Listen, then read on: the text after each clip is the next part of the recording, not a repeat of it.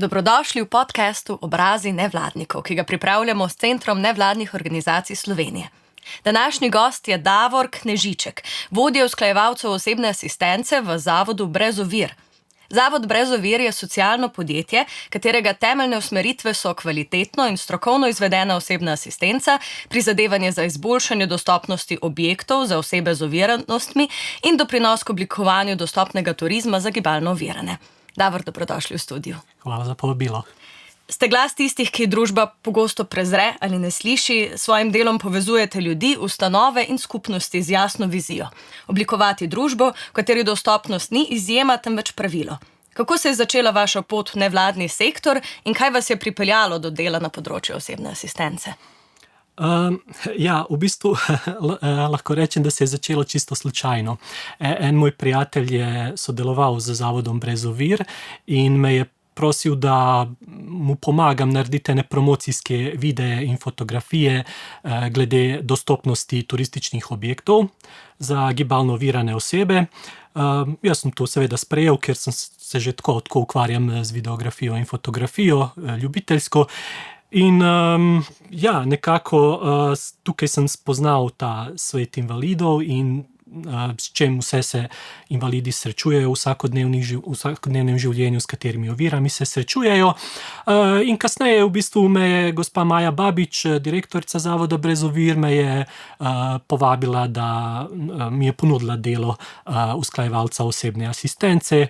In ker sem poznal Zavod Brez ovir že prej, poznal sem njihovo delo, sem to službo sprejel in sem se zaposlil sprva kot usklajevalec osebne asistence. Kasneje, ko smo pa rasli, sem postal vodja usklajevalcev, ker zdaj nas je več usklajevalcev in je bo potrebno imeti nekoga, ki bo na nek način usklajeval usklajevalce. Kaj pa je potem vaša funkcija? To se mi zdi, da nam ostalim ni tako samoumevno. Kaj pa opravljajo torej usklajevalci osebne asistence in vi, ki ste usklajevalec usklajevalcev? Torej usklajevalci osebne asistence skrbijo za to, da osebna asistenca poteka nemoteno in čim bolj kvalitetno. Vsak usklajevalec, se pravi nas je več, dobi nekaj svojih uporabnikov, recimo več 10 uporabnikov, za katere skrbi. Njihova osnovna naloga je, da za vsakega uporabnika naredijo nek urnik dela oziroma urnik dela njihovih asistentov, bodisi enega ali pa več njih. In da o tem obvešča, seveda, o teh urnikih obvešča njihove asistente, da oni vejo, kdaj prihajajo na delo k temu uporabniku na dom. Naloga je tudi to, da ukolikor pride do nekega izpada osebne asistence, naprimer pride do bolniške ali pa do v času korone so to bile kakšne izolacije, karantene in tako naprej, ali pa v primeru dopusta, da se poišče neko ustrezno nadomeščanje. Seveda to je vse potrebno evidentirati, voditi evidence, popravke, komunicirati z uporabnikom, kajti urniki se naredijo glede na uporabnikove želje in glede na njegove potrebe. Glede na to, da tudi vsi asistenti oziroma večina asistentov dela različne izmene in praktično delajo od ponedeljka do nedelje, probamo tudi upoštevati njihove želje.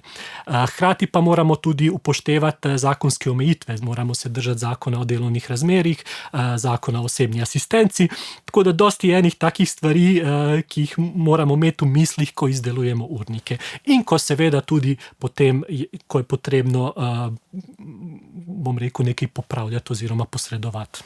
Kaj pa širše Zavod Brez ovir? A bi lahko opisali, kako pa to deluje? V bistvu Zavod Brez ovir je ustanovljen leta 2015, se pravi, praznujemo 10 let obstoja. V začetku so njihove glavne aktivnosti bile področje dostopnosti objektom in področje dostopnega turizma, se pravi turizma za gibalno ovirane osebe. Z letom 2019, kot sem že omenil, smo začeli tudi z izvajanjem osebne asistence. Tako da, če povzamem, vse naše aktivnosti v zavodu so usmerjene na osebe z gibalnimi ovirami. Osebna asistenca je tu, da v bistvu kot neka, bom rekel, pomoč na domu za osebe s posebnimi potrebami.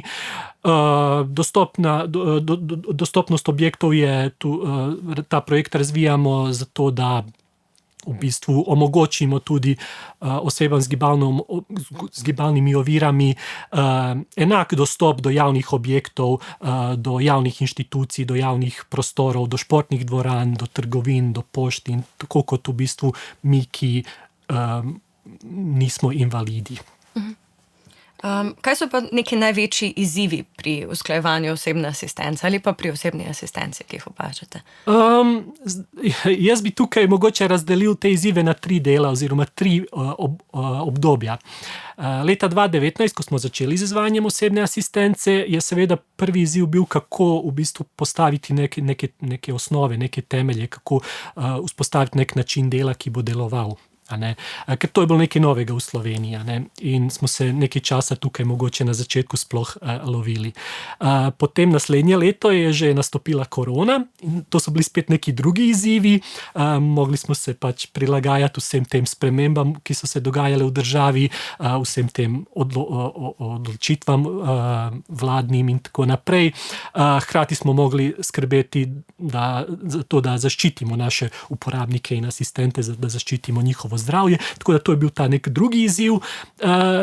Po koncu korone, recimo nekje od leta 2022, pa je naš največji izziv pomanjkanje kadra. Trenutno je v Sloveniji kar nizka brezposelnost, tudi plače osebnih asistentov so na žalost nizke. Hkrati pa, po mojem mnenju, se je ta bazen ljudi, ki se vidijo v tem poklicu, ki želijo opravljati to delo, se je izpraznil. Kajti potreba je velika in nekako vsi, ki so želeli opravljati to delo, so našli delo osebnega asistenta. Tako da to je zdaj trenutni izziv, s katerim se največkrat srečujemo, se pravi, kako najti ustrezen kader. Kaj pa so kaj kriteriji za to, da lahko človek opravlja to delo? Je kakšna formalna izobrazba, ki je predpogoj za to, morda čisto tako, če so pač kadrovske težave, da tudi Ne, pravzaprav ni nobene take formalne izobrazbe, ki je potrebna. V nekaterih primerih je zaželjeno, da kandidat ima znanje z področja nege ali pa zdravstva, ni pa nujno. Večina naših asistentov se skozi delo nauči delo. Tudi delo z vsakim uporabnikom je drugačno in specifično, tako da tukaj jih ne moremo kaj dosti naučiti. Večinoma se to zgodi tako, da če je nekdo zainteresiran za delo, ga napotimo k uporabniku, ki potrebuje osebno asistenco. Če je uporabnik zadovoljen z njim, se pravi po opravljenem nekem spoznavnem pogovoru, če je uporabnik zadovoljen z njim, če ta oseba, se pravi kandidat, oceni, da lahko opravlja to delo, to osebo zaposlimo in začnemo z izvajanjem asistence. Najlepša hvala. Pa se pogosto srečujete z nekimi napačnimi predstavami o tem, kaj osebna asistenca sploh je? Jaz ne bi rekel, da se zgodi pogosto. Jaz mislim, da večinoma te napačne predstave pridejo iz strani medijev, ki nekako največkrat posredujejo neke negativne zgodbe. Ne govorijo toliko o tem, kaj pomeni osebna asistenca, ne govori o pozitivnih primerih, o pozitivnih aspektih osebne asistence, ne govori o tem, kako to tistim osebam, ki osebno asistenco potrebujejo, spreminja življenje, kako jim olajša življenje, ne samo njima, tudi njihovim družinam, konec koncev, njihovim bližnjima. Tudi na nek način se velikokrat spet mediji sprašujejo, ali se za osebno asistenco uporabi preveč javnih sredstev oziroma preveč državnega denarja. Jaz osebno ne bi to komentiral zaradi tega, ker se ne spoznam na budžete in proračune in javne finance, ampak glede na moje izkušnje z našimi uporabniki in glede na to, da poznam od dosti osebnih zgodb njihovih, lahko rečem samo to, da življenje je zelo nepredvidljivo in nihče od nas ne more vedeti, ali bo v prihodnosti potreboval osebno asistenco, bodisi zase ali pa za kakšnega bližnjega. In prepričan sem, da če pride do tega, če se najde v takem položaju, pa ne bojo več spraševali, ali je to upravičen strošek v državi in koliko to obremenjuje državni proračun. Bi torej lahko rekli, da če je osebna asistenca dobra, je za javnost, ki ni gibalno ovirana, praktično nevidna. Tako, definitivno. Tam, kjer se pa zalomi, potem pa vemo. Tako. Imate morda kakšno zgodbo iz prakse, ki vas je posebej ganila ali pa motivirala pri delu? Ja, definitivno.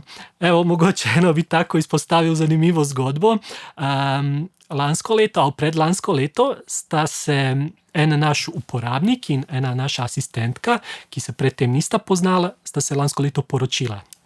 In jaz sem na nek način ponosen, da smo v Zavodu Brez ovir bili nek, kako se temu reče, posrednik oziroma matchmaker, da temu uporabniku nismo našli samo dobrega asistenta, ampak tudi v bistvu bodočega partnerja. Tako da to je recimo ena taka zgodba, ki je nama vsem zanimiva v Zavodu. Recimo, jaz se spomnim tudi ene zgodbe, ki je meni recimo dosti ganila. En starejši gospod, ki živi sam, v bistvu več ali manj živi monotono življenje za 4 stenami, želel je, da začnemo z izvajanjem osebne asistence. Jaz sem prišel k njemu na obisk in nekako med pogovorom sem opazil, da malo tako zaskrbljena, ne v tem smislu, kako bo osebna asistenca potekala, ampak kako bom jaz pustil zdaj eno neznano osebo v svoje življenje, kako bom jaz z njim komuniciral, kaj pa če pride do nesporazuma, kaj pa če se skregamo, kaj pa če to, pa to. Jaz sem njega probal umiriti, seveda sem rekel, dajmo začeti, pa bomo videli, kako bo šlo, pa se bomo prilagajali. No in čez par tednov sem jaz tega gospoda poklical, in tako čisto informativno, da vidim, kako je, pa kako je zadovoljen z asistenco, če ima še kakšno dodatno vprašanje ali pa nejasnost. No in on je meni tako med pogovorom je nekako omenil, da je lih pred neki dnevi šel z svojim osebnim asistentom v center Ljubljane prvič po dolgem času. In s takim navdušenjem je govoril, kako se je mesto spremenilo, kako je prej izgledalo, kako sedaj. On je v bistvu govoril s takim navdušenjem, da je za mene to izgledalo, kot da bi jaz vama govoril o nekem sanjskem potovanju, z katerega sem se pravkar vrnil. In to, česar se jaz spomnim, je recimo to, da je omenil tudi, da je nazadnje, ko je bil v centru mesta, da so mestni avtobusi še vedno vozili čez Tromostovje. No, jaz sem potem pomislil, koliko časa je takrat minilo, to je sigurno 15-20 let. Tako da recimo to je ena taka, spet se vračam na to, pozitivna zgodba, o kateri se ne govori toliko. Kaj pa bi recimo morali turistični ponudniki, s katerimi tudi sodelujete, vedeti o potrebah gibalno oviranih gostov, pa tega pogosto ne vedo? Zdaj, jaz sicer, kot sem omenil, jaz delam na področju osebne asistence in ne spoznam se toliko na področje turizma za gibalno ovirane osebe, ampak tisto, kar recimo med delom z invalidi opazim, je to, da marsikatera ovira, ki se nama ne zdi nič kaj takega, ki jo lahko preskočimo ali pa zaobidemo, je lahko nepremostljiva v bistvu bariera za gibalno ovirano osebo oziroma osebo na vozičku. Kar tudi opažam, je to, da se velikokrat zadeve ne rešujejo v celoti, ampak po določenih delih in se mnogokrat nek del izpusti. Če dam recimo en primer, recimo hotel se odloči, da uredi, da postane invalidom dostopen, uredijo klančino na vhodu v hotel, uredijo dvigalo, prilagodijo sobo, prilagodijo kopalnico, niso pa uredili dostopno parkirišče. To v bistvu za nekatere osebe z gibalnimi ovirami pomeni neka ovira že na prvi točki. In njemu nič ne pomeni to, da je hotel urejen oziroma prilagojen, če parkirišče ni. Ali pa recimo, če mestni avtobus omogoča vstop in izstop za gibalno ovirane osebe, avtobusne postaje, pločniki, javne površine pa tega ne omogočajo, spet uporabnik ne more priti do svojega cilja oziroma pride le delno do svojega cilja. Mislim, da je tudi problem glede turističnega dela v tem, da mnogi turistični delavci ne znajo delati z invalidi, ne znajo komunicirati, ne znajdejo se, če pride do kakšne situacije, do kakšne težave ali pa do kakšnega zapleta. Zato tudi v Zavodu Brez ovir se zavedamo teh težav in tudi ponujamo izobraževanja za turistične delavce, kjer se lahko v bistvu naučijo, kako komunicirati z invalidi, kako ravnati z njimi, s katerimi težavami se vse srečujemo, kako reševati te težave, spoznajo jih tudi z različnimi vrstami oviranosti in izvejo o tem, kako vsaka različna oviranost ima drugačne potrebe. Tako. To je torej eden od projektov. A je še kakšen projekt Zavoda Brez ovir, na katerega ste ponosni, pa bi ga radi zraven izpostavili, poleg torej izobraževanj za turistične delavce? Pa evo, jaz tako bom rekel, glede na to, da delam na področju osebne asistence, bom izpostavil na to, da vsaj jaz sem ponosen na to, da leta 2019, ko smo začeli z izvajanjem osebne asistence, smo imeli, mislim, da 6 ali 7 uporabnikov, danes jih imamo več kot 200. Večina novih uporabnikov, po mojem mnenju, pride na priporočilo že obstoječih. To je za mene dober znak, da dobro delamo in da nas naši uporabniki nam zaupajo in da nas prepoznavajo kot kvalitetnega izvajalca osebne asistence. Vesel sem tudi, da so na nek način nas prepoznali v tujini. Predlani in lani so z nami v stik stopile relevantne organizacije iz Češke, ki so želele priti na en delovni obisk k nam v podjetje in so želeli pravzaprav izvedeti več o osebni asistenci v Sloveniji. Zraven so pa pripeljali še njihovega ministra za to področje, tako da v bistvu so nekako preko nas izvedeli, kako osebna asistenca poteka v Sloveniji, seznanili so se tudi z našim načinom dela. In jaz upam, da bojo tudi prenesli to v njihovo državo. Tako, torej širite dobro prakso zraven, tudi preko meje. Jaz upam, da ja. Tako. Katere spremembe bi si pa vi želeli najprej videti? Bodi na ravni zakonodaje, bodi v neki družbeni zavesti? Kar se tiče zakonodaje, v bistvu se pravi, zakon o osebni asistenci je začel veljati leta 2019 in do danes mislim, da je spremenjen 2-krat ali 3-krat. Se pravi, vsaka sprememba je potem za nas pomenila nek nov način dela, neko prilagajanje spremembe in tako naprej. Jaz upam, da ta nov zakon, ki se pripravlja, ki naj bi začel veljati z novim letom, da bo ponudil neko dolgoročno rešitev, da bomo tudi mi lažje delali.